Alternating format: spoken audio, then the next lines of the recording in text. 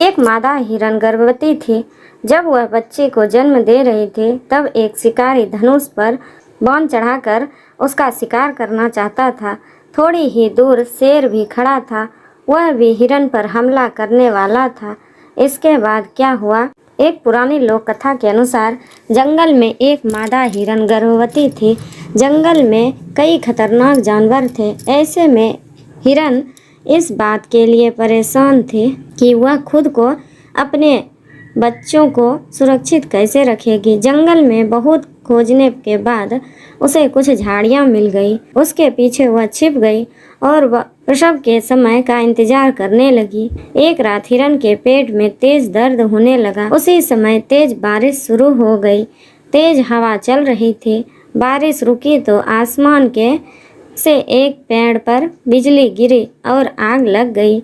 हिरन ने देखा कि झाड़ियों के पीछे से एक शिकारी उसे मारने के लिए धनुष पर बाण चढ़ाकर खड़ा है, लेकिन वह भागने में असमर्थ थी क्योंकि उसका पेट दर्द कर रहा था। हिरन ने जैसे तैसे थोड़ा आगे बढ़ने की कोशिश की तो उसने देखा कि एक शेर उस पर हमला करने के लिए तैयार खड़ा है।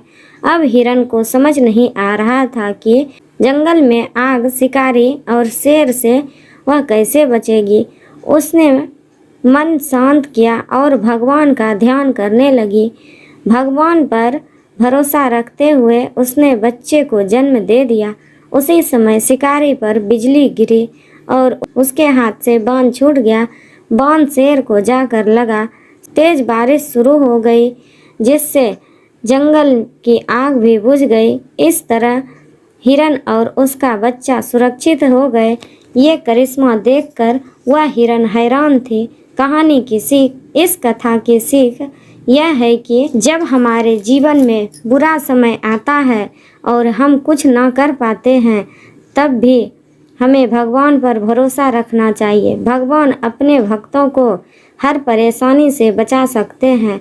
बुरे समय में मानसिक संतुलन बिगड़ने ना दें, धैर्य बनाए रखें और अपना कर्म ईमानदारी से करें। परिणाम भगवान पर छोड़ देना चाहिए। थैंक यू दोस्तों, धन्यवाद।